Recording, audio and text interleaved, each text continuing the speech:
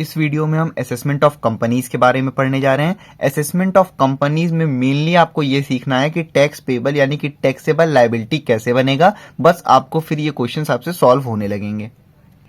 अगर आपने मेरी असेसमेंट ऑफ पार्टनरशिप फॉर्म वाली वीडियो देखी होगी तो उसमें भी टैक्सेबल लायबिलिटी यानी कि टैक्स पेबल था, ठीक है। तो भाई ऐसे ही सेम असेसमेंट ऑफ कंपनीज में भी है, लेकिन यहां के बाद से यानी कि 5th पॉइंट से परसेंटेज में रेट में चेंजेस आने लगते हैं। तो पूरा यही आपको नहीं कॉपी करना है, पहली चीज।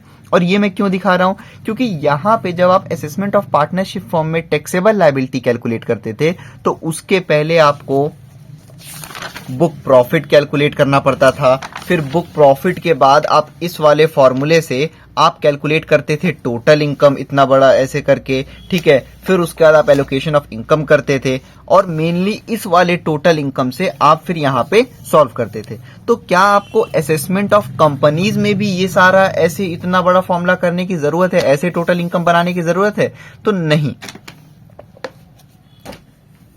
कहने का मतलब कि ऐसे जरूरत पड़ भी सकती है, नहीं भी पड़ सकती है, लेकिन फॉर्म वाले में तो था कि आपको वैसे पहले सॉल्व करना ही था। यहां पे बेसिकली आपको क्या करना है, आपको बस सारे मतलब कि जो हाउस प्रॉपर्टी हुआ, आपको profit and gains from business और प्रोफेशन हुआ, उसके बाद हो गया आपका capital gains, income from other sources हो गया, इन सब का आपको बेसिक आइडिया होना चाहिए कि कैसे कैलकुलेशन होगा, ठीक है। फिर उसके बाद उन सबको आप ऐड करोगे तो आपका क्या आता है, जीटीआई यानी कि ग्रॉस टोटल इनकम।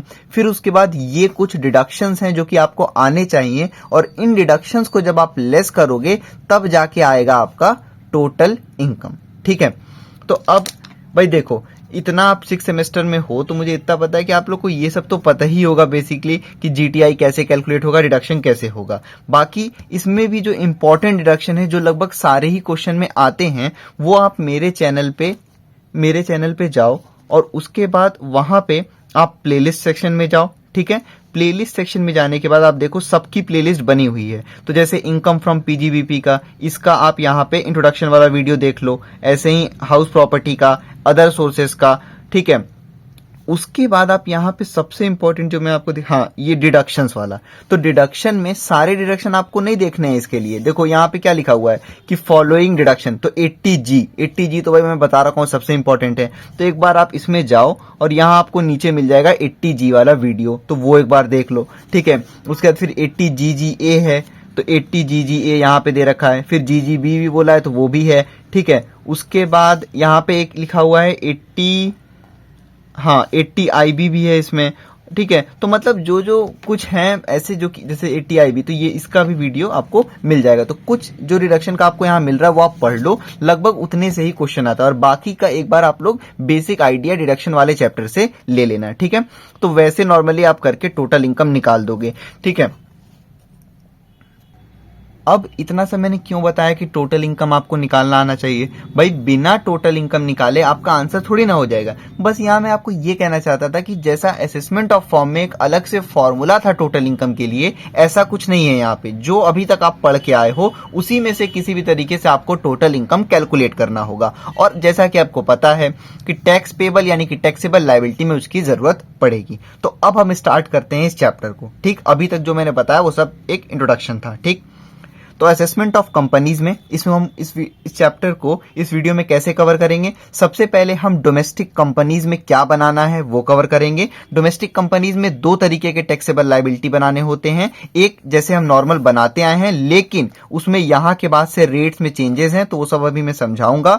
उसके बाद आपको बनाना होता है इसमें मैट, मिनिमम अल्टरनेट टैक्स, तो वो भी मैं बनाना सिखाऊंगा, ठीक है। फिर इन दोनों को कंपेयर करके, यानी कि इसमें जो टैक्स आता है और जो यहां पे टैक्सेबल लायबिलिटी आता है, इन दोनों को हम कंपेयर करते हैं। जो भी ज्यादा वैल्यू होता है वही टैक्सेबल लायबिलिटी होता है कंपनी का, ठीक। तो ये दोनों हम समझेंगे। फिर इससे रिलेटेड हम 2 क्वेश्चंस पढ़ेंगे, ठीक है। उसके बाद डोमेस्टिक कंपनीज के कुछ स्पेसिफिक सेक्शंस होते हैं वो भी मैं बताऊंगा, और एट लास्ट की फॉरेन कंपनी के केस में क्या होता है, ठीक है। तो सबसे पहले हम देखते हैं डोमेस्टिक कंपनी जब भी रहेगी, यही मेनली आता है एग्जाम में। तो टोटल इनकम तक आप समझ गए क्या करना है। अब आते हैं टैक्स पेबल यानी कि टैक्सेबल लायबिलिटी आप कैसे बनाओगे। तो पहले 4 पॉइंट तो सारे ही सेम हैं, लेकिन पहले 4 पॉइंट का वही जो फॉर्म में परसेंटेज था वही यहां भी है, ठीक, बाकी 5 से डिफरेंस है। तो स्टार्ट करते हैं हम। Short term capital gain under section 111A 15%। तो शॉर्ट टर्म कैपिटल गेन, अगर सिर्फ short term capital gain question में दे रखा है तो मत लेना। जब स्पेसिफाई किया हो कि 111A का है शॉर्ट टर्म कैपिटल गेन तो ही लेना, जब बिना सेक्शन के दिया हो तो मत लेना, ध्यान रखना ये चीज को, ठीक है। तो शॉर्ट टर्म कैपिटल गेन अगर इस सेक्शन के साथ दिया हो तो उस अमाउंट का 15% लेके यहां पे ले लेना, ठीक। उसके बाद long term capital gain under section 112 10%, 20%। 10% without indexing होता है और 20% विद इंडेक्सिंग होता है। जनरली अगर क्वेश्चन में लॉन्ग टर्म कैपिटल गेन इस सेक्शन के साथ या बिना सेक्शन के दिया हो तो भी आप यहीं पे लोगे और 20% ही हम लेते हैं, क्योंकि हम मानते हैं वो विद इंडेक्सिंग वाला ही होगा। तो सीधे जैसे मान लो लिखा हुआ है long term capital gain 1 lakh rupees, तो 1 लाख का 20% निकालना और यहां पे लिख देना, तो आपका आ जाएगा लॉन्ग टर्म कैपिटल गेन, ठीक। उसके बाद long term capital gain under section 112A 10%, ये इस सेक्शन के साथ मेंशन होना चाहिए तभी लेना यहां पे, ठीक है। बाकी लॉन्ग टर्म कैपिटल गेन बिना सेक्शन के हो तो कुछ नहीं करना, उस अमाउंट का 20% निकाल के यहां पे लिख देना, ठीक। उसके बाद आ जाओ चौथे पॉइंट पे। कोई भी विनिंग्स हुई है यानी कि लॉटरी से, कार्ड से, क्रॉसवर्ड से, पजल से, तो इससे अगर विनिंग्स हुई है अंडर सेक्शन 115BB तो उसका 30% निकालना और यहां पे लिख देना, ठीक। अब पहले 4 point assessment of partnership form में भी यही थे, यही रेट था। यहां से आ जाओ डिफरेंस। देखो, जो असेसमेंट ऑफ पार्टनरशिप फॉर्म था वहां पे हम क्या करते थे, रिमेनिंग अदर इनकम में सीधे 30% निकाल देते थे ना। लेकिन ये गलती असेसमेंट ऑफ कंपनीज के टैक्सेबल लायबिलिटीज में मत करना, ठीक। पढ़ो ये चीज। इफ टोटल टर्नओवर और gross receipts in previous year this does not exceed 400 crores, the tax shall be charged at the rate 25%. If exceed rupees 400 crore, then 30%. भाई सिंपल सी भाषा में आप समझो, इस टोटल टर्नओवर को टोटल इनकम मत मान लेना, ठीक है। ये टर्नओवर की बात हो रही है। अगर कंपनी का टोटल टर्नओवर प्रीवियस ईयर में 400 करोड़ से कम था तो फिर रिमेनिंग अदर इनकम को आप लेना 25%, ठीक। अगर टोटल टर्नओवर कंपनी का प्रीवियस ईयर में 400 करोड़ से ज्यादा हो तब आप रिमेनिंग अदर इनकम का लोगे 30%। तो ये बहुत इंपॉर्टेंट पॉइंट है, ध्यान रखना। अब क्वेश्चन में अगर कुछ नहीं मेंशन है कि टर्नओवर प्रीवियस ईयर में कितना था कितना नहीं था, तब आप मानना कि वो 400 करोड़ से कम था टर्नओवर और 25% ले लेना। बहुत इंपॉर्टेंट पॉइंट है, ध्यान रखना इस चीज को, ठीक। 400 करोड़ से अगर टर्नओवर ज्यादा है प्रीवियस ईयर में तो फिर अदर इनकम का आप लोगे 30%। अगर 400 करोड़ से टर्नओवर कम है प्रीवियस ईयर में तो फिर आप अदर इनकम का लोगे 25%। समझ में आ गई बात को। अब बात आएगी कि अदर इनकम आएगा कैसे, तो रिमेनिंग अदर इनकम सेम उसी तरीके से आएगा जैसा हमने असेसमेंट ऑफ पार्टनरशिप फॉर्म में सीखा है। अब कई लोग होंगे जिन्होंने वो वाली वीडियो नहीं देखी होगी, तो मैं उनके लिए यहाँ पे समझा दे रहा हूं कि रिमेनिंग अदर इनकम कैसे आएगा। और रिमेनिंग अदर इनकम बिना किसी फॉर्मूले के समझना बहुत मुश्किल हो जाता है, तो एक बेसिक सा फॉर्मूला लेके जैसे मैंने फॉर्म वाले वीडियो में समझाया था वैसे ही मैं समझा दे रहा हूं, ठीक है। तो रिमेनिंग अदर इनकम को पिछली वीडियो असेसमेंट ऑफ फॉर्म वाली वीडियो में भी ऐसे ही मैंने समझाया था, इसमें भी मैं समझा दे रहा हूं। मान लेते हैं कि टोटल इनकम जो है वो आपके क्वेश्चन में आ रखा है 2,80,000 रुपीज, ठीक है। और एक चीज लेट कर लेते हैं कि क्वेश्चन में मान लो लॉन्ग टर्म कैपिटल गेन दे रखा है आपका 40,000 रुपीज, ठीक है।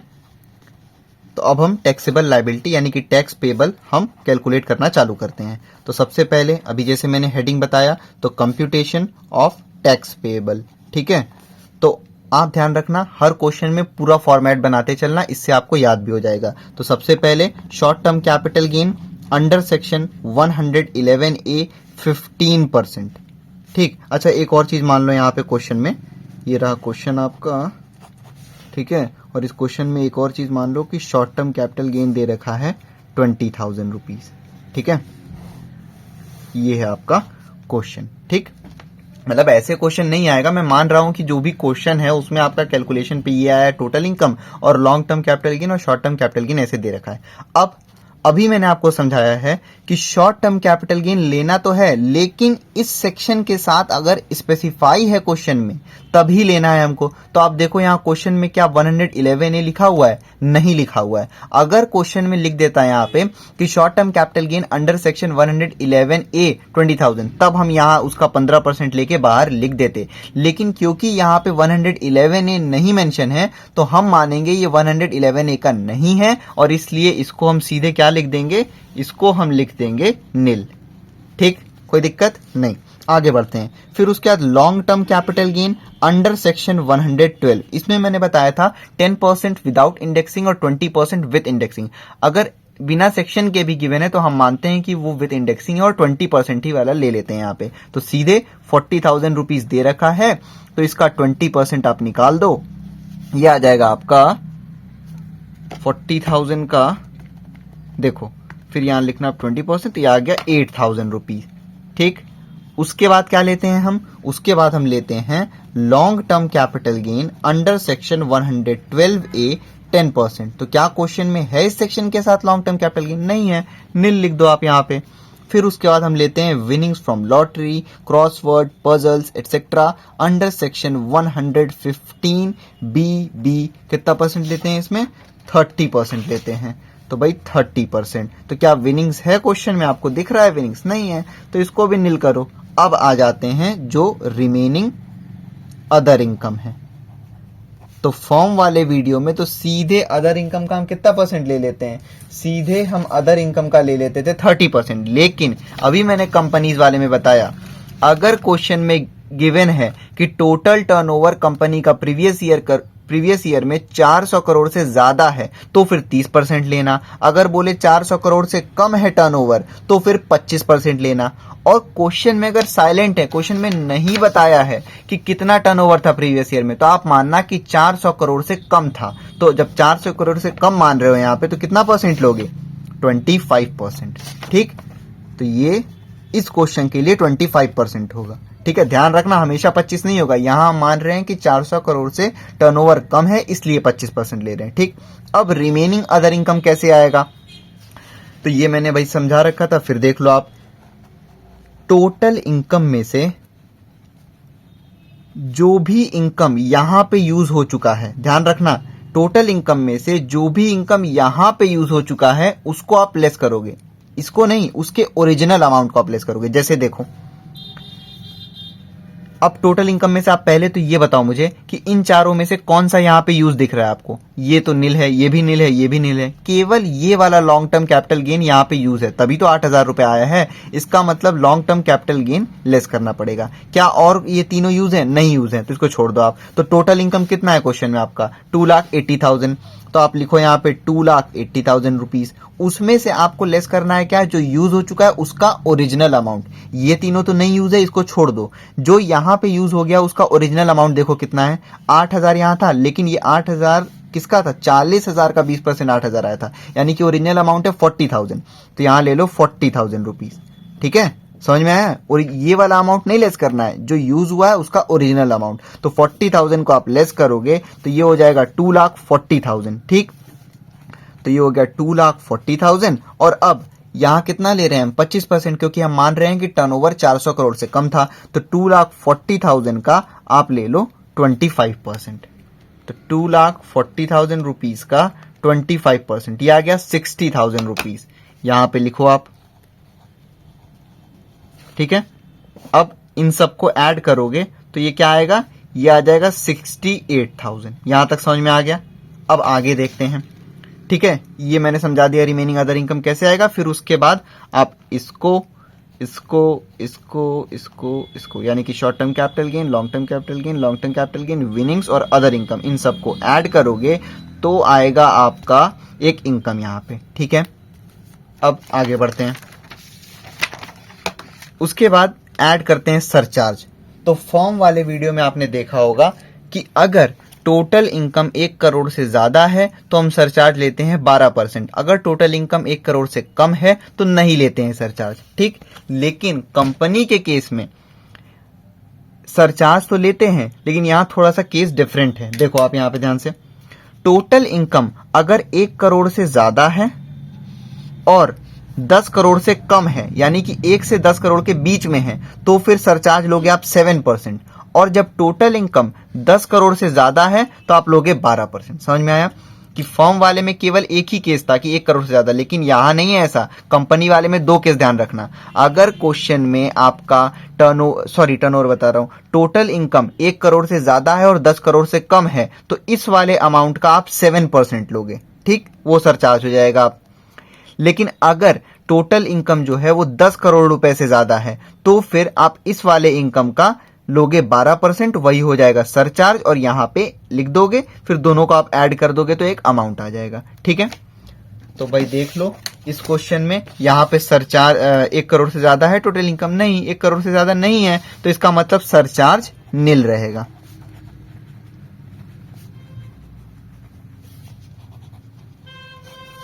ठीक है, तो ये हो गया 68,000। सरचार्ज के बाद आता है मार्जिनल रिलीफ। मार्जिनल रिलीफ को अब फर्म वाले में केवल हम वहां पे 1 करोड़ वाला कंडीशन था तो उसी से देखते थे, लेकिन जैसा आप सरचार्ज में देख रहे हो कि 1 करोड़ और 10 करोड़ वाला केस है, तो वैसे ही मार्जिनल रिलीफ में भी 1 करोड़ और 10 करोड़ से कंपैरिजन करना होगा। तो इसका अभी एक क्वेश्चन से समझाऊंगा ना, तब इसको अच्छे से समझ में आएगा आप लोग को। ठीक है, आगे बताऊंगा इसको। ठीक है, तो भाई मार्जिनल रिलीफ भी नहीं मिलेगा क्योंकि 1 करोड़ से ज्यादा थोड़ी ना है इनकम, तो यहां पे आप लिखोगे लेस मार्जिनल रिलीफ और कुछ नहीं होगा, यहां लिख दो आप नील, तो आपका आ गया 68,000 रुपीज। ठीक है, उसके बाद लास्ट में वही सेम ऐड करते हैं हम हेल्थ एंड एजुकेशन सेस, इस वाले अमाउंट का 4%। तो यहां आप लिखोगे हेल्थ एंड एजुकेशन सेस 4%। तो भाई इसका निकाल लो 4%, 68,000 रुपीज का 4%।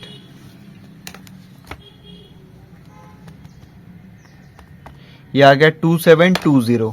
तो यहां पे आप लिखो 2720, फिर इसको ऐड कर दो इसमें 68,000 में, तो ये हो 68,000 प्लस 2720, ये आ गया 70,720, और ये ऑलरेडी टेंस पे राउंड ऑफ है, तो इसको राउंड ऑफ करने की जरूरत नहीं है हमें। जैसा मैंने बताया आपको कि एक टैक्सेबल लायबिलिटी तो ये आ गया, ठीक, तो पहले आप इसको लिख लो यहां पे टैक्सेबल लायबिलिटी ए।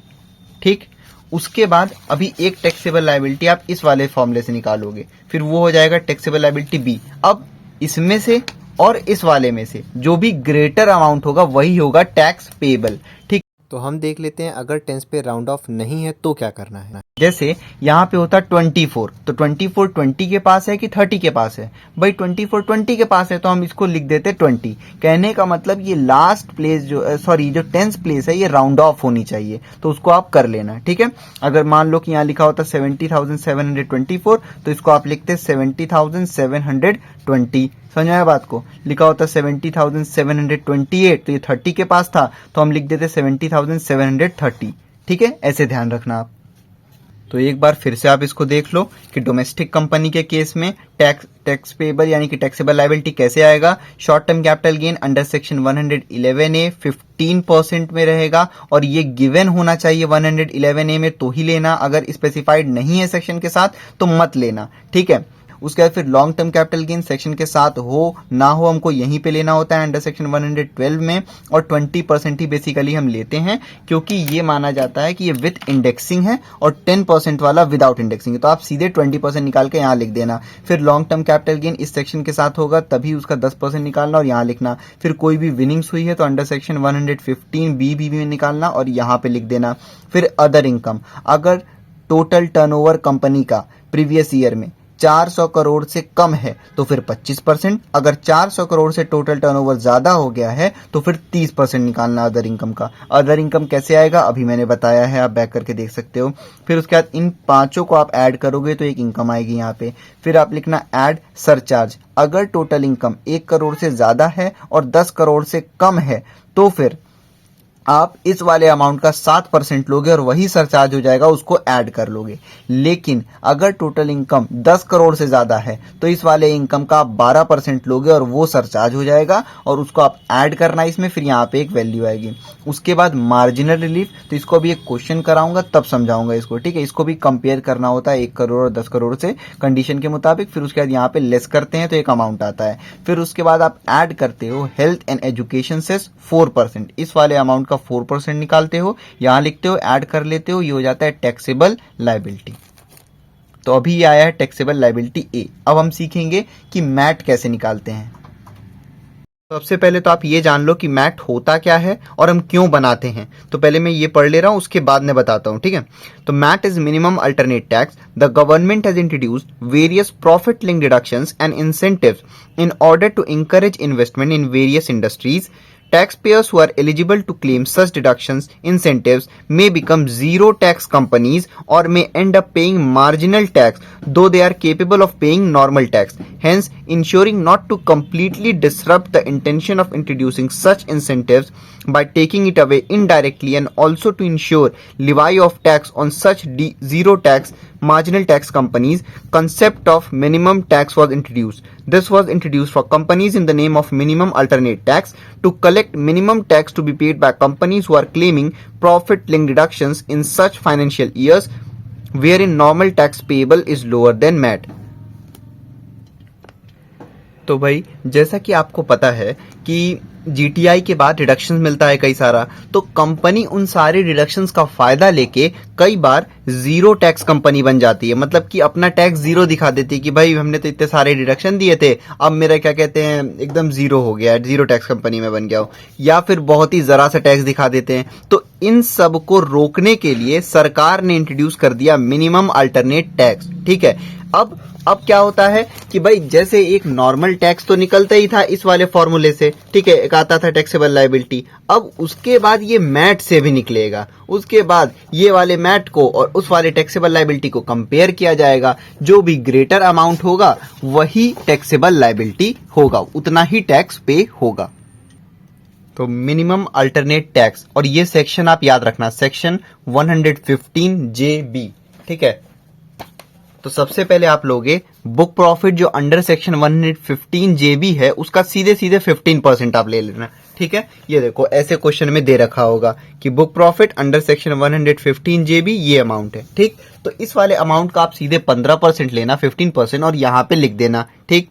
उसके बाद क्योंकि अभी ये मैट भी किसका हम पढ़ रहे हैं, ये मैट भी डोमेस्टिक कंपनी का है, ठीक। तो एकदम सेम सरचार्ज का अमाउंट रहेगा जो ओरिजिनल वाले टैक्सेबल लायबिलिटी में था, ठीक है। तो उसमें कंफ्यूज ना होना, वो अलग नहीं होगा। तो सरचार्ज वही सेम कि भाई 1 करोड़ से ज्यादा अगर इनकम है और 10 करोड़ से कम है तो सरचार्ज 7%, इस वाले अमाउंट पे 7% निकालना और यहाँ पे लिख के ऐड कर देना।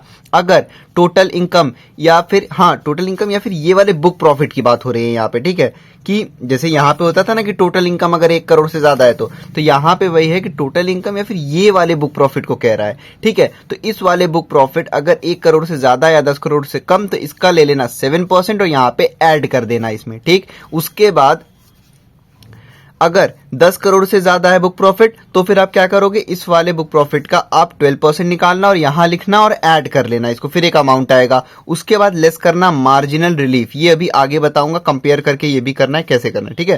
तो यहां पे लिखना अगर है तो कोई, फिर उसके बाद लेस कर दोगे, एक अमाउंट आएगा। उसके बाद ऐड करना health and education cess at the rate 4%, इस वाले अमाउंट का 4% निकालना, ऐड कर देना। अब ये हो जाएगा टैक्स अंडर मैट, ठीक। उसके बाद आप क्या करोगे, उसके बाद जैसे मान लो कि नॉर्मल टैक्स लायबिलिटी जो है वो आ गया आपका, मैं एक अमाउंट अज्यूम कर रहा हूं, मान लो आ गया 70,000, ठीक है। और जो टैक्स अंडर मैट निकल के आया वो आया है आपका मान लो 80,000। तो अब देखो आप इन दोनों में से ग्रेटर कौन सा अमाउंट है, तो ये वाला अमाउंट ग्रेटर है। तो फिर विच एवर इज ग्रेटर वही हो जाएगा हमारा टैक्स पेएबल या फिर टैक्स लायबिलिटी। समझ में आ गया बात को। तो फिर से देख लो मैट वाला आप कि भाई बुक प्रॉफिट अंडर सेक्शन 115 जेबी रहेगा, उसका 15% निकालना, यहाँ लिख देना। उसके बाद सरचार्ज, क्योंकि ये डोमेस्टिक कंपनी है तो बुक प्रॉफिट अगर 1 करोड़ से ज्यादा 10 करोड़ से कम तो 7% सरचार्ज ऐड कर देना यहाँ पे, मतलब इसी का 7% निकालना और यहाँ लिख के ऐड कर लेना। अगर 10 करोड़ से ज्यादा है बुक प्रॉफिट तो फिर इसका 12% लेना, यहाँ लिख लेना, ऐड कर देना इसमें। फिर मार्जिनल रिलीफ वो आगे बताऊंगा, यहाँ पे लेस कर दो, एक अमाउंट आएगा। फिर उसके बाद हेल्थ एंड एजुकेशन सेस, इस वाले अमाउंट पे 4% लिखना है यहाँ पे और ऐड कर देना, तो आ जाएगा टैक्स अंडर मैट। तो अभी तक हमने क्या क्या पढ़ा? हमने पढ़ा कि डोमेस्टिक कंपनी में टैक्सेबल लायबिलिटी कैसे बनता है, उसके बाद हमने पढ़ा कि टैक्स अंडर मैट कैसे होता है। ठीक है, ठीक है, तो ये ध्यान रखना कि ये डोमेस्टिक कंपनी का। बाकी आगे फॉरेन कंपनी का होगा ना, तो जैसे उनका सरचार्ज 2% और 5% होता है, तो वो सब आगे बताऊंगा। ये सिर्फ डोमेस्टिक कंपनी के हैं दोनों। अब हम समझने जा रहे हैं कि मार्जिनल रिलीफ क्या होता है और कैसे कैलकुलेट होता है। ये थोड़ा सा कंफ्यूजिंग है, थोड़ा क्या बहुत ज्यादा ही कंफ्यूजिंग है, तो इसको जरा ध्यान से देखना, एक दो बार देख लेना और फिर जब एग्जाम्पल के साथ बताऊंगा तब शायद समझ में आए। तो जैसा कि मैंने ये बता रखा है आपको कि जैसे सरचार्ज में दो कंडीशन होती है ना, कि टोटल इनकम अगर 1 करोड़ से ज्यादा है और 10 करोड़ से कम है तो फिर 7% लगता था, और जब टोटल इनकम 10 करोड़ से ज्यादा है तो 12%। तो वैसे ही मार्जिनल रिलीफ का भी दो कंडीशन है। एक कंडीशन जब 1 करोड़ और 10 करोड़ के बीच में है इनकम, दूसरा कंडीशन जब टोटल इनकम 10 करोड़ रुपए से ज्यादा है। तो बस ये वाला मैं समझा रहा हूं, इसी के जैसे ये वाला भी होगा। ठीक है, तो पढ़ते हैं ये वाला क्या लिखा है। Where the total income exceeds 1 crore but does not exceed rupees 10 crore, the total amount payable as income tax and surcharge on such income shall not exceed the total amount payable as income tax on total income of rupees 1 crore by more than the amount of income that exceeds rupees 1 crore। भाई देखो यहाँ बहुत confusing language में लिखा है, ध्यान से समझना इसको, 3 पार्ट में समझो इसको।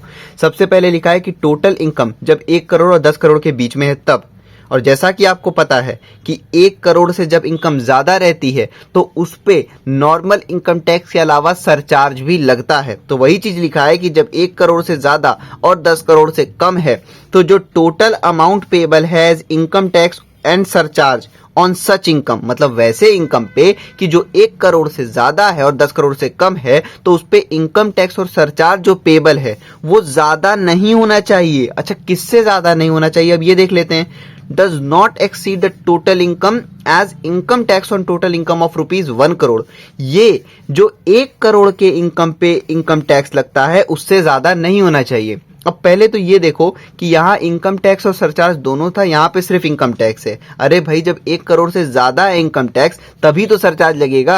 हम इसको कंपेयर कर रहे हैं 1 करोड़ वाले से, तब थोड़ी ना सरचार्ज लगेगा उस पे। तो फिर से देखो यहाँ पे कि जब टोटल इनकम 1 करोड़ से ज्यादा है 10 करोड़ से कम है तो उसका जो इनकम टैक्स और सरचार्ज आएगा, ऐसे करके जो ये सारे इनकम टैक्स आते हैं फिर उसके बाद ये जो सरचार्ज आता है, इसको ऐड करके जो अमाउंट आती है, इसकी बात हो रही है।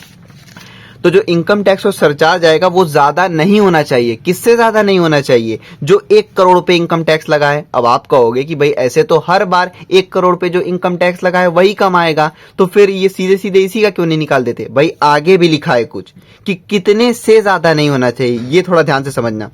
Bye more than the amount of income that exceed 1 crore.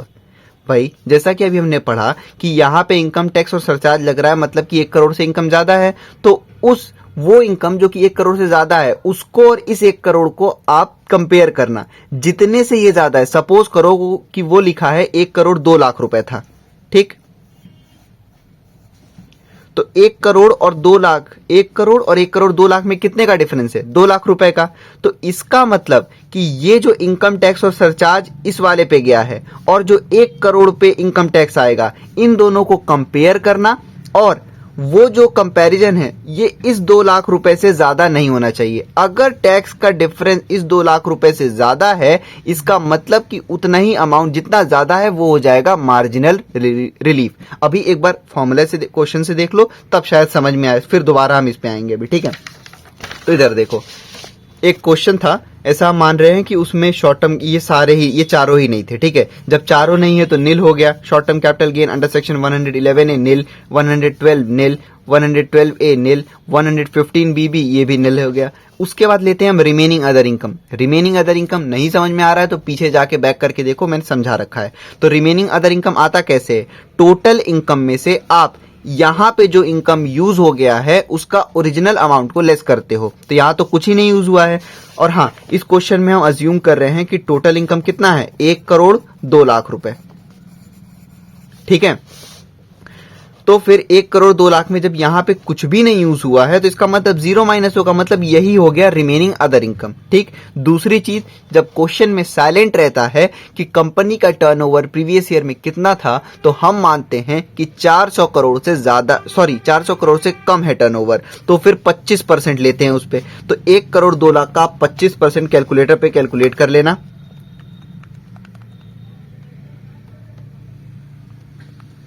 तो ये आ गया 100,000, 8,000, लाख 10 लाख 25,50,000। ठीक, फिर उसके बाद यहां पे और कुछ था नहीं, इन सबको ऐड करो, यही हो गया 25,50,000। अब जैसा कि आपको पता है कि यहां टोटल इनकम 1 करोड़ से ज्यादा है तो सरचार्ज लगेगा, ये भी मैंने पीछे समझा रखा है टैक्स पेबल।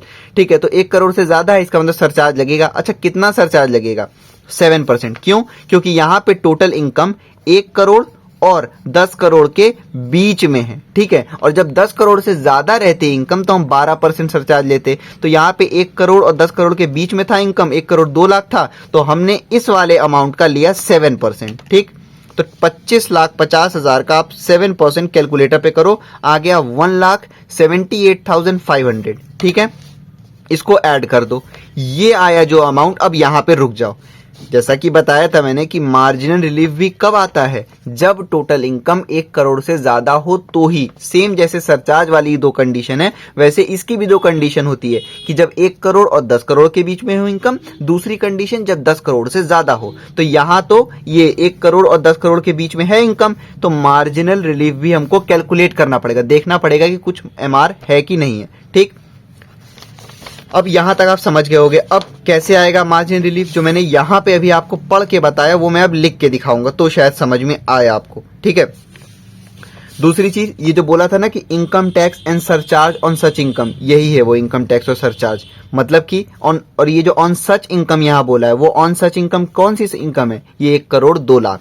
ठीक है, कहने का मतलब था कि 1 करोड़, ये जो सच इनकम है, मतलब जो 1 करोड़ से ज्यादा इनकम है, उस पे जो ये सारे इनकम टैक्स है और जो सरचार्ज लगेगा वो, तो ये आ गया हमारा। ठीक, अब हमको इससे किससे कंपैरिजन करना है, जो 1 करोड़ वाले पे जो इनकम टैक्स आया है वो। अच्छा, सरचार्ज नहीं आएगा, ध्यान रखना, 1 करोड़ पे सरचार्ज हुई नहीं लगता है। तो जो 1 करोड़ के लिए हम वापस से अलग से एक कॉलम बनाएंगे और ये पूरा यहां तक बस कैलकुलेट करेंगे, यहां तक।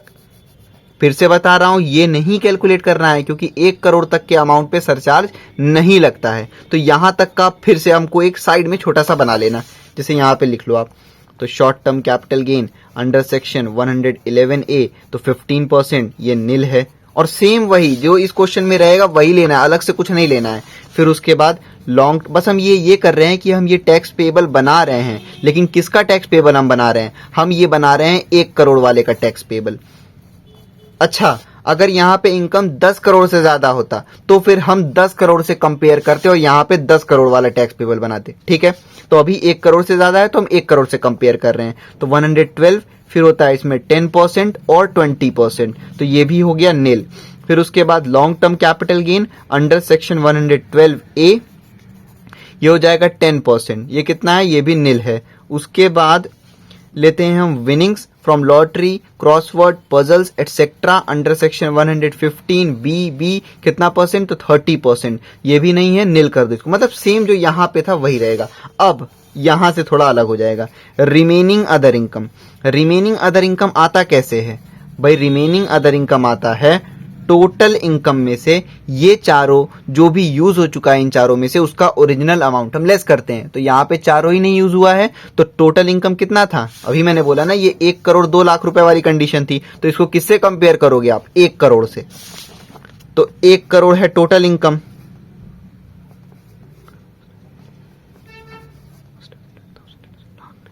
तो 1 करोड़ हो गया। अब रिमेनिंग, मतलब ये सारे इनकम में से कुछ यूज नहीं हुआ था, तो रिमेनिंग इनकम भी यही हो गया। ठीक, और कंपनी का टर्नओवर हम मान रहे हैं कि 25 मतलब कि कंपनी का टर्नओवर हम मान रहे हैं 400 करोड़ से कम है, तो इसलिए 25%, जैसा कि यहां पे लगा था। ठीक है, तो इसका 25% आप निकाल लो।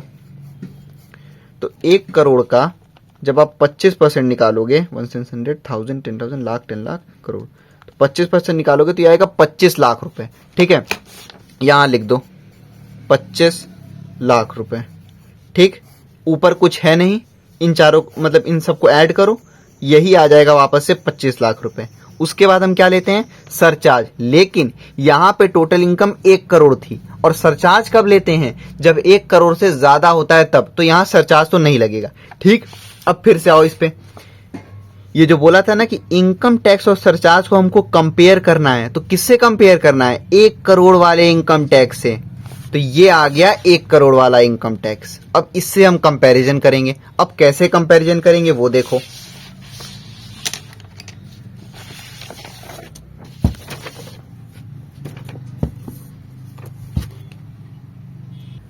देखो भाई, 3 कॉलम बनाना आप, first column, second column, third column. ठीक है, सबसे पहले यहां पे आप लिखना जो आपके क्वेश्चन में इनकम था, कितना है, 1 करोड़ 2 लाख रुपए। अच्छा, इसी सब का इस्तेमाल करना है, एक इसका और एक इसका। ठीक है, अच्छा यहां तक एक बार फिर से आप देख लो हमने क्या क्या किया।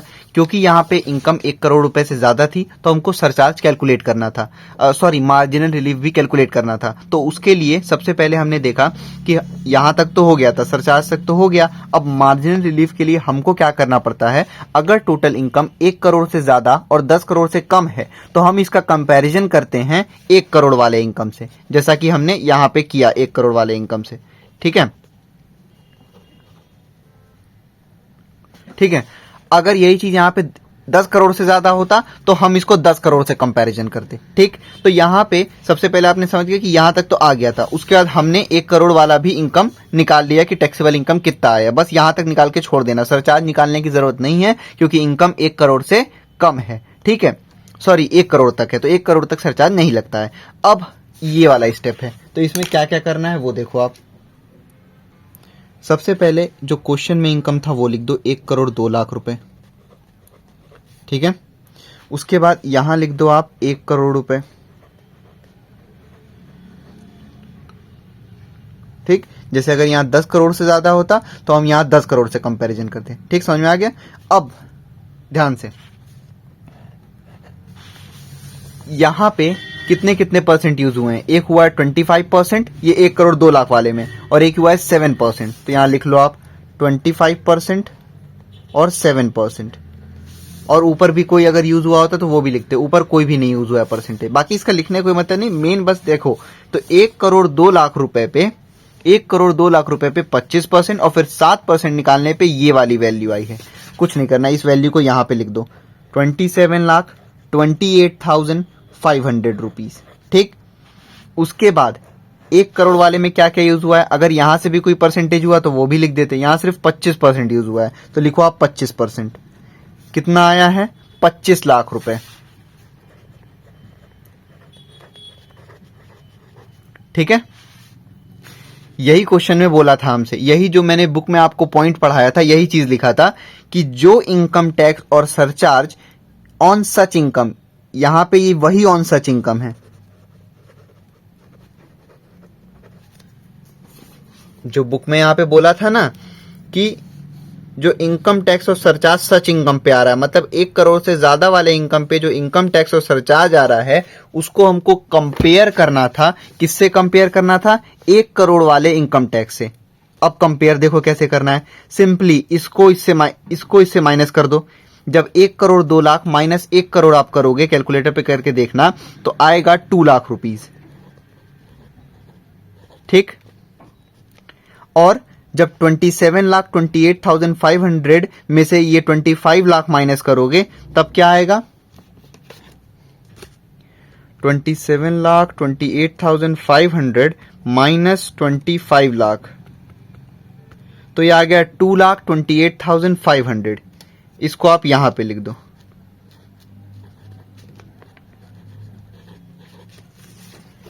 ठीक, इतना समझ में आ गया कि हमने बस इसको माइनस कर दिया। क्वेश्चन में यही बोला था कि 1 करोड़ 2 लाख पे जो इनकम टैक्स आया है और सरचार्ज आया है उसको हमको कंपैरिजन करना है, किससे, 1 करोड़ वाले इनकम टैक्स से हमको कंपैरिजन करना है। हमने कर लिया, ये आ गया 2 लाख रुपए, ये आ गया 2,28,500।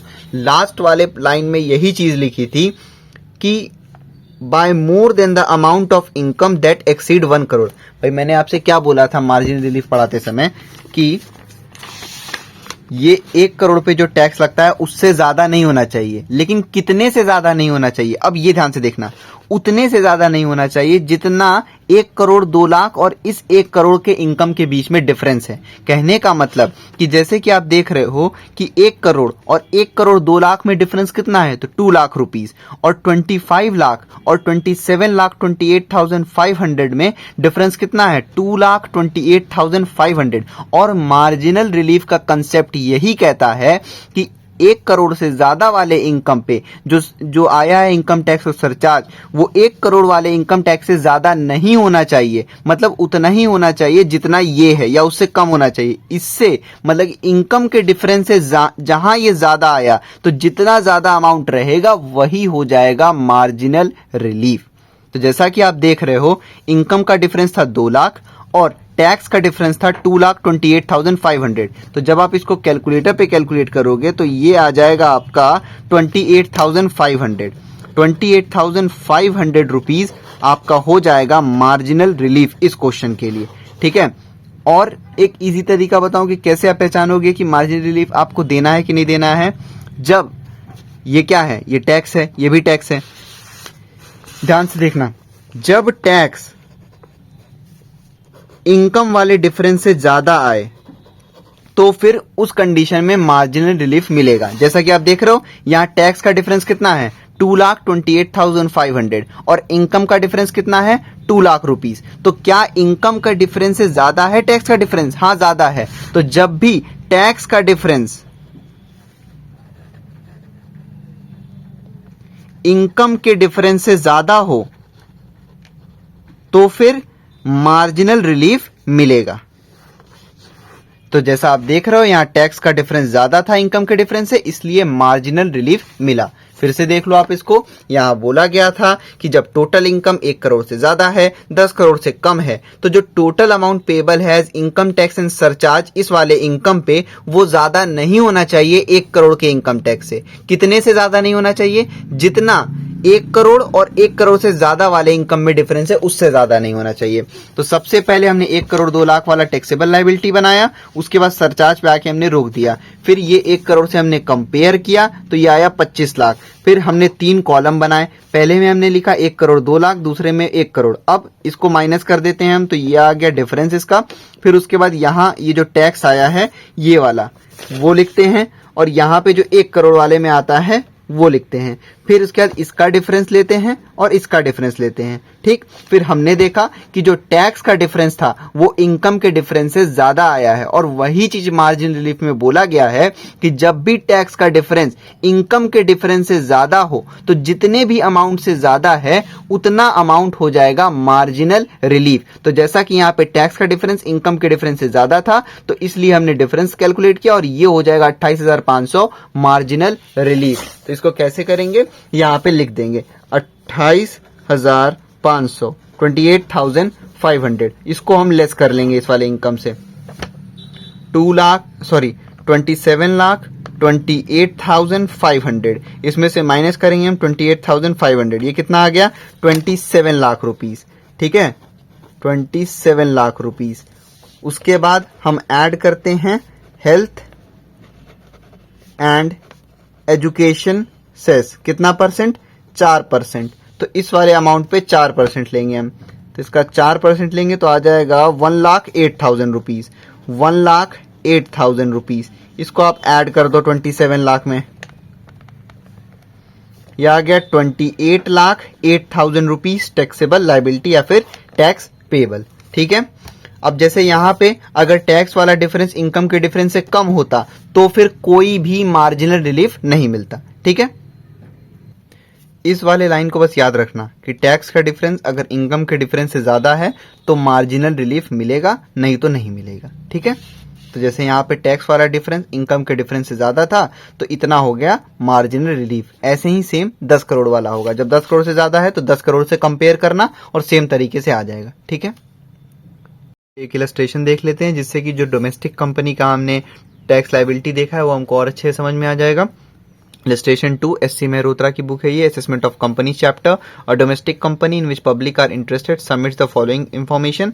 क्या निकालना है इसमें, टोटल इनकम निकालना है और टैक्स पेबल निकालना है। ठीक है, तो भाई देखो, टैक्स पेबल बोल दिया, कंपनी की बात हो रही है, और बुक प्रॉफिट अंडर सेक्शन 115 जेबी भी दे रखा है। इसका मतलब कि इसमें एक नॉर्मल टैक्स लायबिलिटी तो बनेगा ही बनेगा, उसके अलावा मैट भी बनेगा। फिर दोनों को हम कंपेयर करेंगे, जो भी ज्यादा अमाउंट होगा वही टैक्स लायबिलिटी होगा, ठीक है। और टोटल इनकम कैसे आएगा वो अभी हम देख लेते हैं। First point, profits of business after deduction of donations to approve charitable institution. अब यहां बोल रहा है कि प्रॉफिट ऑफ बिजनेस है, डिडक्शन करने के बाद जो डोनेशन मिला है अप्रूव चैरिटेबल, जो डोनेशन दिया गया है अप्रूव चैरिटेबल इंस्टीट्यूशन को, तो आपको कैसे पता लगेगा ये ऐड करना है या नहीं ऐड करना है? भाई देखो, मेरे चैनल पे जाना आप और प्लेलिस्ट सेक्शन में जाना, उसके बाद यहाँ पे होगा असेसमेंट ऑफ पार्टनरशिप फॉर्म, ठीक है। इसमें आप जाना, तो जो ये इंट्रोडक्शन वाली वीडियो है ना, इसमें बुक प्रॉफिट और टोटल इनकम देख लेना आप। क्यों? क्योंकि भाई यहाँ पे अलग से बुक प्रॉफिट टोटल इनकम नहीं निकालना है कंपनी वाले में, ये चैप्टर और फॉर्म वाला चैप्टर काफी इंटरलिंक है। तो वहां पे जो बुक प्रॉफिट और टोटल इनकम मैंने समझा रखा है वो आपको यहाँ पे क्वेश्चन करने में मदद करेगा, तो वो जरूर देख लो आप, भले ही 1.5x पे करके देख लेना, लेकिन देख लेना, ठीक है। तो जैसा कि देखो, प्रॉफिट ऑफ बिजनेस है after deduction of donations to approve charitable institution. तो donation to approve charitable institution जो है बिजनेस से रिलेटेड नहीं होता है, और ये डोनेशन को डिडक्ट कर दिया गया है, प्रॉफिट में से डिडक्ट कर दिया गया है। इसका मतलब कि ये पीएल अकाउंट के डेबिट साइड लिख दिया गया है। तो और हमने क्या पढ़ा है कि जब भी कोई भी एक्सपेंसेस जो कि बिजनेस से रिलेटेड नहीं है और पीएल अकाउंट में डेबिट कर दिए गए हैं, मतलब कि नेट प्रॉफिट में से लेस कर दिए गए हैं, तो वैसे एक्सपेंसेस को हम ऐड करते हैं। तो फिर आप क्या करोगे, प्रॉफिट ऑफ बिजनेस कितना है 1,30,000, इसमें donation to approve charitable institution को ऐड कर लेना। देखो कितना लिखा हुआ है, donation to charitable institution by cheque 30,000 rupees. तो इस 30,000 को ऐड करोगे जब आप, तो ये हो जाएगा 1,60,000 रुपीज। ये आएगा आपका इनकम फ्रॉम बिजनेस। अगर और कुछ भी प्रॉफिट होगा इनकम का तो वो भी ऐड कर लेना, तो वो हो जाएगा इनकम फ्रॉम बिजनेस, ठीक है। नहीं तो फिर यही रहेगा। उसके बाद लिखा हुआ है donation to charitable institution by cheque. तो इसके लिए भाई आप वापस से मेरी प्लेलिस्ट में जाओ, 80G की वीडियो अगर नहीं देखे हो तो देख लो। ये जैसे ही आप वो वाली वीडियो देख लोगे तो आप खुद पहचान जाओगे कि ये चैरिटेबल इंस्टीट्यूशन जो अगर डोनेशन जाता है वो आता है 80G में।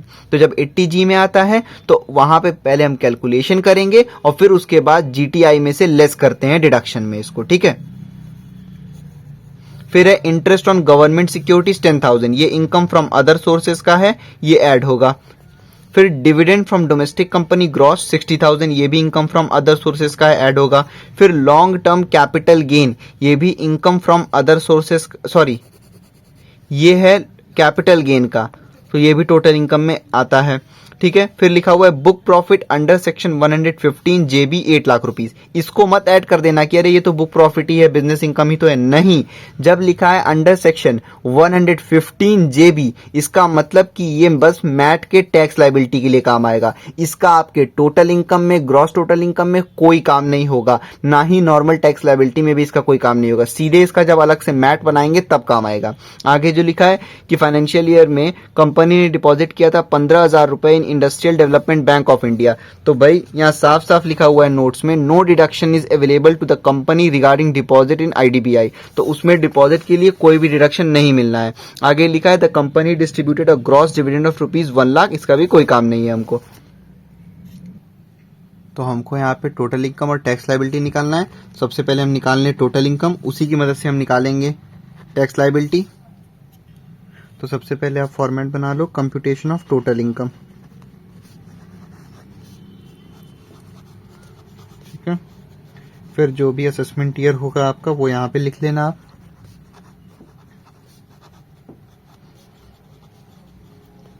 ठीक है। अब जैसे हम फॉर्म में उतना लंबा प्रोसेस जाते थे वैसे नहीं जाना है, यहाँ पे सीधे सीधे सबसे पहले लिखा हुआ है प्रॉफिट ऑफ बिजनेस, तो आप लिखो यहाँ पे इनकम फ्रॉम बिजनेस। कैसे आएगा ये, इस क्वेश्चन में लिखा हुआ है कि प्रॉफिट ऑफ बिजनेस है आफ्टर डिडक्टिंग डोनेशन, और जैसा कि हमको पता है कि डोनेशन जो है वो बिजनेस का एक्सपेंसेस नहीं है, तो उसको ये ऐड नहीं कर सकते, वो एक डिसअलाउड एक्सपेंसेस है, तो उसको हमको ऐड करना पड़ेगा। तो प्रॉफिट कितना था डिडक्ट करने के बाद 1,30,000 रुपीज। तो पहले आप इसको यहाँ पे लिखो 1,30,000 रुपीज, और फिर उसके बाद उसमें ऐड कर दो डोनेशंस। डोनेशंस है कितना, है आपका 30,000 रुपीज। दोनों को ऐड करो तो यह आ गया 1,60,000। अभी इनर कॉलम में लिखते चलो आप, ठीक है। अच्छा नहीं, इसको डायरेक्टली बाहर लिखो। 1,60,000 हो गया आपका इनकम फ्रॉम बिजनेस। नेक्स्ट उसके बाद क्या दे रखा है, डोनेशन, तो वो भाई जीटीआई से लेस होगा, डिडक्शन में आता है 80G में। आगे लिखा है इंटरेस्ट ऑन गवर्नमेंट सिक्योरिटी और डिविडेंड फ्रॉम डोमेस्टिक कंपनी, तो वो इनकम फ्रॉम अदर सोर्सेज का है, तो यहाँ हेडिंग डाल low income from other sources, ठीक है। क्या क्या है उसमें, सबसे पहले दे रखा है इंटरेस्ट ऑन गवर्नमेंट सिक्योरिटीज, यहाँ लिखो आप इंटरेस्ट ऑन गवर्नमेंट सिक्योरिटीज, और अमाउंट कितना है 10,000 रुपीज। तो अभी इनर कॉलम में पहले लिखो आप। उसके बाद फिर है डिविडेंड फ्रॉम डोमेस्टिक कंपनी, ये भी ऐड होगा, डिविडेंड फ्रॉम डोमेस्टिक कंपनी। इन सारे हेड्स की भी मैं वीडियो बना चुका हूं, आपको प्लेलिस्ट के सेक्शन में मिल जाएगी, आप देख सकते हो, तो इजी हो जाएगा आपके लिए। डिविडेंड फ्रॉम डोमेस्टिक कंपनी कितना है 60,000 रुपीज, ठीक है। उसके बाद और कुछ है नहीं, इन दोनों को आप ऐड कर दो, कितना हो गया ये 70,000 रुपीज, ठीक है। उसके बाद फिर है लॉन्ग टर्म कैपिटल गेन, ये कैपिटल गेन हेडिंग में आता है, long term capital gain. Amount कितना है, अमाउंट है 50,000 रुपीज, और कुछ नहीं है, सीधे आउटर कॉलम में लिख लो आप, ठीक है। उसके बाद और किसी हेड से कोई इनकम नहीं है, इन तीनों को आप ऐड करो, तो 1,60,000 प्लस 70,000 और प्लस 50,000, इन तीनों को आप ऐड करोगे तो ये आ जाएगा 2,80,000 रुपीज। अभी ये क्या आया है, ये आया है ग्रॉस टोटल इनकम, यानी कि GTI। अब इसमें से हम क्या लेस करते हैं, deductions under section 80C to 80U। तो यहां पे और किसी सेक्शन से रिलेटेड डिडक्शन नहीं है, किससे है, यहां पे लिखा हुआ है डिडक्शन अंडर सेक्शन 80G दे रखा है, तो 80G आप यहां पे लिखो। और अब 80G का हमको पता है, हम एक चार्ट के थ्रू कैलकुलेशन करते हैं, आप वीडियो देख सकते हो, 80G की प्लेलिस्ट में मिल जाएगी आपको, डिस्क्रिप्शन में भी मैं लिंक डाल दूंगा। तो 80G हम ऐसे कैलकुलेट करते हैं एक चार्ट के थ्रू। इसको आप दो पार्ट में पहले डिवाइड करते हो, यहां लिखते हो नो लिमिट, इधर लिखते हो आप विथ लिमिट। फिर नो लिमिट को भी आप दो पार्ट में डिवाइड करोगे, एक 100%, एक 50%, और इधर विथ लिमिट ये भी 100%, ये भी 50%। इधर आपको नो लिमिट से ही समझ में आ जाना चाहिए कि इधर कोई लिमिट नहीं है, जो भी यहाँ वाले में आएगा उसका सीधे 100% अलाउ होगा, जो यहाँ आएगा उसका 50% अलाउ होगा। यहाँ जो आएगा पहले हम लिमिट कैलकुलेट करेंगे, ठीक है। तो ये होती है कैटेगरी A, कैटेगरी B, और इधर कैटेगरी C और कैटेगरी D। तो सबसे पहले वैल्यू पुट करो। क्वेश्चन में बोला है donation to approved charitable institution, तो अप्रूव्ड चैरिटेबल इंस्टीट्यूशन लिखा है और कुछ मेंशन नहीं है, तो वो D में जाता है। बाकी A B C में क्या आता है, आप 80G वाली वीडियो देख लो, आपको समझ में आ जाएगा। तो अमाउंट कितना है 30,000 रुपीज, सीधे आप यहां पे लिखो, ठीक है। अब यहां होता तो सीधे अलाउ था, लेकिन यहां साफ साफ लिखा है विथ लिमिट, तो पहले लिमिट निकालो आप। अब लिमिट कैसे निकलेगा, तो यहां पे पहले आप दो लाइन छोड़ दो, फिर उसके बाद लिमिट निकालने का होता है formula 10% of adjusted gross total income. ध्यान रखना, टोटल इनकम का 10%, ग्रॉस टोटल इनकम का 10% मत निकालना, एडजस्टेड GTI का 10% लेना है। तो अब ये भी पहले हमको कैलकुलेट करना पड़ेगा। अब ये कैसे आएगा, तो सबसे पहले आप लिखोगे GTI है कितना, इस क्वेश्चन में आया कितना है आपका 2,80,000 रुपीज। उसमें से आप लेस करोगे तीन चीज, सबसे पहले कोई भी रिडक्शन है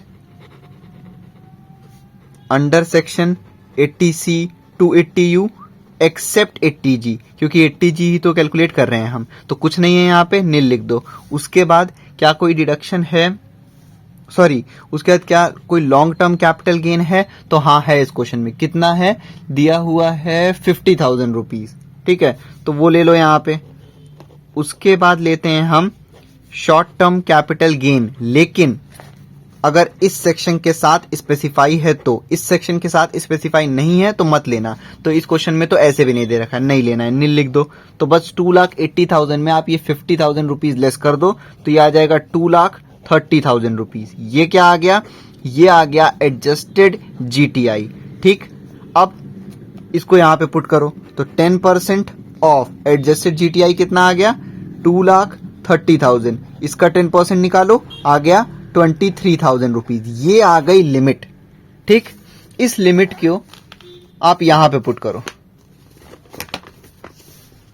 23,000 रुपीज, यहां पे पुट कर दो आप लिमिट। अब जब यहां पे आप पुट कर दोगे तो कंपेयर करो। पहले ध्यान रखना, पहले हम यहां यूटिलाइज करने की कोशिश करते हैं क्योंकि यहां 100% है तो ज्यादा फायदा मिलेगा यहां पे। लेकिन जैसा कि देख रहे हो यहां पे नील वैल्यू है तो यहां क्या ही यूटिलाइज होगा, तो सीधे हम यहां से कंपेयर करेंगे। ठीक, सबसे पहला काम आपका इन दोनों अमाउंट को कंपेयर करो, कौन सा ज्यादा है, तो ये वाला ज्यादा है। और यहां क्या लिखा है, विथ लिमिट। लिमिट कितनी है, 23,000। तो मतलब कि इन दोनों को मिला के 23,000 रुपीज से ज्यादा अलाउ नहीं हो सकता। तो सबसे पहले तो आप यहां देखो, यहां नील है तो इससे तो मतलब नहीं है। यहां था 30,000 तो ये 30,000 का पूरा ट्रीटमेंट नहीं होगा। क्यों, क्योंकि लिमिट में केवल 23,000 है। कितना यहां एक्सेस है, 7,000, उसको छोड़ दो, सीधे जितना लिमिट के अंदर है वो लिख लो। भाई फिर से समझो इसको, लिमिट था 23,000 रुपीज और यहाँ है 30,000 रुपीज। दोनों को हमने कंपेयर किया तो हमने देखा लिमिट कम है और ये अमाउंट लिमिट से ज्यादा है। तो जितना लिमिट में अलाउ है वो लिख लो। इसमें से केवल 23,000 रुपए का हम ट्रीटमेंट कर सकते हैं। तो पहले तो हमने निकाल लिया कि इसका ट्रीटमेंट कर सकते हैं। अब देख लो ये 100% है कि 50% है, तो 50% है। तो 23,000 का 50% आप कैलकुलेट कर लो। 23,000 का 50%, ये आ गया 11,500। बाकी ए में नील था, बी में नील था, सी में नील था, डी में अकेले आया 11,500। तो इसका मतलब 80G की वैल्यू जो हो गई वो आ गई 11,500 रुपीज। ठीक है, कुछ नहीं करना है, बस लिमिट से आपने कंपेयर किया तो लिमिट इसमें से केवल 23,000 लिमिट में था तो पहले हमने वो लिखा, फिर यहाँ पे 50% वाली कैटेगरी थी तो उसका 50% निकाल दिया, वही हो गया ये वाली वैल्यू। और कुछ था नहीं तो 80G का टोटल वैल्यू भी 11,500 हो गया। तो और कोई सेक्शन से डिडक्शन है नहीं, सीधे लिखो यहाँ पे 11,500 और GTI से आप लेस कर लो इसको। 2,80,000 माइनस 11,500, ये आ गया 2,68,500 रुपीज। ये क्या आया, ये आ गया टोटल इनकम। इसी की मदद से हम निकालेंगे नॉर्मल टैक्स लायबिलिटी। ठीक, बार बार मैं नॉर्मल टैक्स लायबिलिटी क्यों बोल रहा हूं, क्योंकि ये कंपनी का केस है, यहां अभी हम मैट वाला भी टैक्सेबल लायबिलिटी बनाएंगे। तो पहले हम निकाल लें नॉर्मल टैक्स लायबिलिटी। तो कंप्यूटेशन ऑफ टैक्स लायबिलिटी, इस क्वेश्चन में टैक्स पेएबल बोला है वही मतलब होता है। ठीक है, जो भी असेसमेंट ईयर है आपकी बुक में आप वो लिख लो यहां पे। ठीक है, अब हर क्वेश्चन में हम पूरा फॉर्मूला बनाते चलेंगे ताकि हमको एग्जाम में अलग से याद करने की जरूरत ना पड़े। ठीक है, और इजी हो जाता है ऐसे, आप हर क्वेश्चन में करते चलना तो एग्जाम में आप भूलोगे नहीं। तो सबसे पहले शॉर्ट टर्म कैपिटल गेन अगर इस सेक्शन के साथ दिया है तो, नहीं दिया है इसलिए लिख दो नील। इसका लेते हैं वैसे 15%, नहीं है नील लिख दो। फिर होता है long term capital gain under section 112, 10%, 20%, 10% without indexing, 20% with indexing. Normally question में अगर लॉन्ग टर्म कैपिटल गेन दिया है विथ और विदाउट सेक्शन, हम सीधे उसका 20% निकाल के लिख देते हैं क्योंकि हम मानते हैं ऑलरेडी विथ इंडेक्सिंग है। ये क्वेश्चन में यहाँ पे दे रखा है लॉन्ग टर्म कैपिटल गेन कितना, 50,000 रुपीज, तो यानी कि वो यहाँ पे आएगा। तो लिखो आप 50,000 रुपीज और कितना परसेंट, 20%। तो 50,000 का 20% आप कैलकुलेट कर लो तो ये आ जाएगा 10,000। ठीक है, यहां लिखो आप। उसके बाद क्या लेते हैं हम, long term capital gain under section 112A, कितना परसेंट, 10%। इस सेक्शन के साथ हो तो, नहीं है नील लिखो। उसके बाद winnings from lottery, crossword, puzzles etcetera under section 115BB 30%, नहीं है नील लिख दो। यहां तक का कंसेप्ट फॉर्म में भी सेम था, यहां से रेट्स चेंज हो जाएंगे। और अभी ये डोमेस्टिक कंपनी का हम सॉल्व कर रहे हैं, तो डोमेस्टिक कंपनी का रेट्स ये है जो अभी लिखवाने जा रहा हूं, और पीछे मैंने समझाया भी है। ठीक है, तो सबसे पहले यहां लिखो आप रिमेनिंग अदर इनकम। हमने क्या पढ़ा था? अगर टर्नओवर कंपनी का प्रीवियस ईयर में 400 करोड़ रुपए से कम है तो 25% लेते हैं। अगर 400 करोड़ से टर्नओवर ज्यादा है कंपनी का तो फिर हम लेते हैं 30%। क्वेश्चन में यहां कुछ मेंशन नहीं है टर्नओवर के बारे में, तो हम मानेंगे कि 400 करोड़ से कम है और 25% निकालेंगे रिमेनिंग इनकम का। रिमेनिंग इनकम मैंने समझा रखा है, वो सब भी पीछे आप बैक करके देख सकते हो कैसे आता है। टोटल इनकम कितना है इस क्वेश्चन में, जो अभी हमने कैलकुलेट किया है?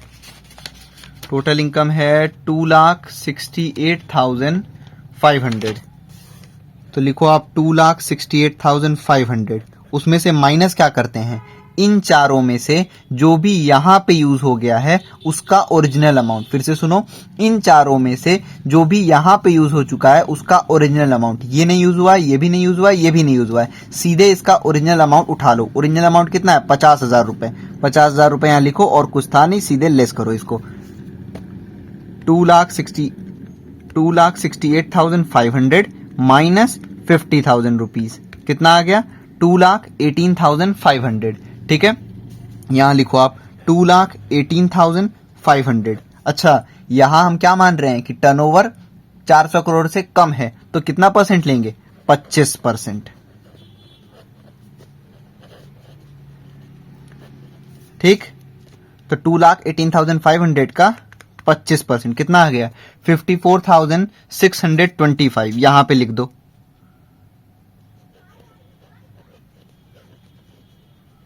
ऐड करो इन सबको, और कुछ था नहीं, तो 54,625 प्लस 10,000, ये कितना आ गया? 64,625। ठीक, फिर उसके बाद हम क्या करते हैं? हम ऐड करते हैं सरचार्ज। लेकिन सरचार्ज को कब ऐड करते हैं? जब टोटल इनकम 1 करोड़ और 10 करोड़ के बीच में हो तब 7% लेते हैं। जब 10 करोड़ से ज्यादा हो टोटल इनकम तो 12% लेते हैं। यहां पे नहीं है ऐसा कोई भी कंडीशन, नील लिखो और वापस से ये अमाउंट नोट डाउन कर दो। अब जब हमको पता चल गया कि वो वाली कंडीशन जब नहीं है तो इसका मतलब कि मार्जिनल रिलीफ भी नील आएगा। सॉरी, नील बता रहा हूं, मतलब होगा ही नहीं यहाँ पे। क्यों? क्योंकि अगर टोटल इनकम, इसमें भी सेम वही कंडीशन लगती है कि टोटल इनकम 1 करोड़ से 10 करोड़ के बीच में हो तो, और एक होता है 10 करोड़ से ज्यादा हो तो कंपेयर करते हैं। ये भी मैंने पीछे समझाया है। ठीक है, तो भाई ये भी कुछ नहीं होगा क्योंकि 1 करोड़ से कम ही है इनकम, तो सीधे यही लिख दो। ठीक, हाँ, उसके बाद अब हम ऐड करते हैं हेल्थ एंड एजुकेशन सेस। कितना परसेंट? 4%। इस वाले अमाउंट का 4%। 64625 का 4% कितना आ गया? 2585। यहां लिखिए आप 85। ऐड करो आप दोनों को, ये आ गया 67,210।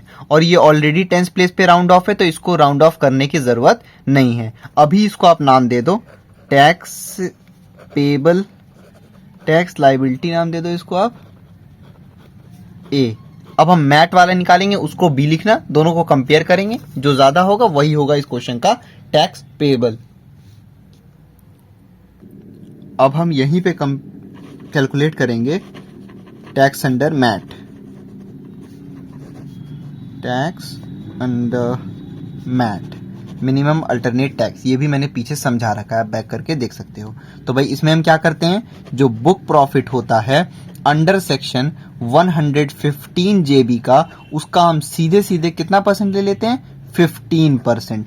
तो क्वेश्चन में देखो आप क्या लिखा है, book profit under section 115 JB is 8 lakh rupees. सीधे यहां लो 8 लाख रुपीज का 15%। ठीक है, 8 लाख का 15% कितना आ गया? 1,20,000 रुपीज। यहां पे लिखो आप। ठीक है, उसके बाद हम क्या करते हैं, सीधे इसमें अब उतना लंबा प्रोसेस नहीं जाना है जैसे हम नॉर्मल वाले में गए हैं, ये सब मैंने पीछे समझाया हुआ है। उसके बाद सीधे अगर क्वेश्चन में ये बुक प्रॉफिट 1 करोड़ से ज़्यादा दिया होता तो फिर यहाँ पे सरचार्ज होता, जब 1 करोड़ से कम है तो सरचार्ज नहीं होगा। फिर भी यहाँ लिख के मैं आपको दिखा दे रहा हूँ, सरचार्ज जो है वो नील रहेगा। ठीक है, यही आ गया वापस से 1,20,000 रुपीज़। फिर जब बुक प्रॉफिट 1 करोड़ से ज़्यादा नहीं है तो इसका मार्जिनल रिलीफ भी जो है वो भी नील रहेगा। तो वापस से लिख दो आप 1,20,000 रुपीज़। ठीक है, अब लास्ट में हम क्या करते हैं इसमें, हेल्थ एंड एजुकेशन सेस। कितना परसेंट, तो 4% इस वाले अमाउंट का, 1,20,000 एट द रेट 4%। इसको कैलकुलेट करो आप कैलकुलेटर पे, इसका 4% आ गया 4,800, यानी कि 4,800 रुपीज़। ऐड कर दो आप इसको, इन दोनों को आप ऐड करोगे आप तो ये हो जाएगा आपका 1,24,800। ठीक है,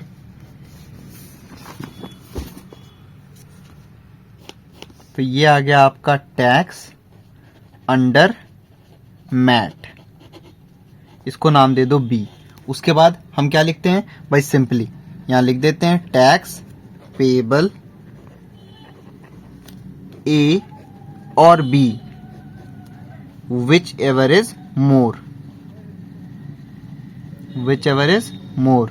तो आप देखो नॉर्मल टैक्स लायबिलिटी कितना है, 67,210। देख लो डिडक्शन लेने का कितना फायदा होता है, ऐसे डिडक्शन लेके सब अपना टैक्स इतना कम दिखाने लग रहा था। तो इसीलिए गवर्नमेंट ने इंट्रोड्यूस किया है मैट, मिनिमम अल्टरनेट टैक्स, कि जब मैट से भी कम होगा आपका टैक्स तो आपको मिनिमम इतना तो टैक्स पे करना ही होगा। आप बच नहीं सकते हो कि आप डिडक्शन दिखा के आप फायदा इतना ले रहे हो। समझ में आया बात को? तो यहां देखो आप इन दोनों में से कौन सा ग्रेटर है, साफ साफ पता चल रहा है 1,24,800।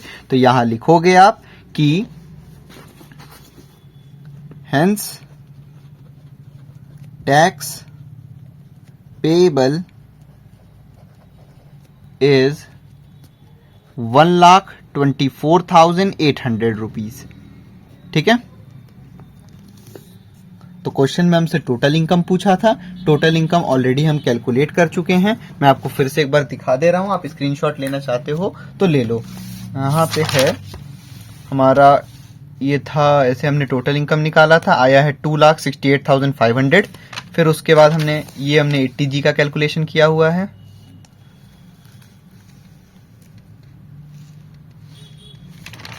और ये है हमारा नॉर्मल टैक्स लायबिलिटी 67,210। उसके बाद हमने कैलकुलेट किया टैक्स अंडर मैट 1,24,800। दोनों को कंपेयर किया, ये वाला ज्यादा था, यही होगा टैक्स पेबल।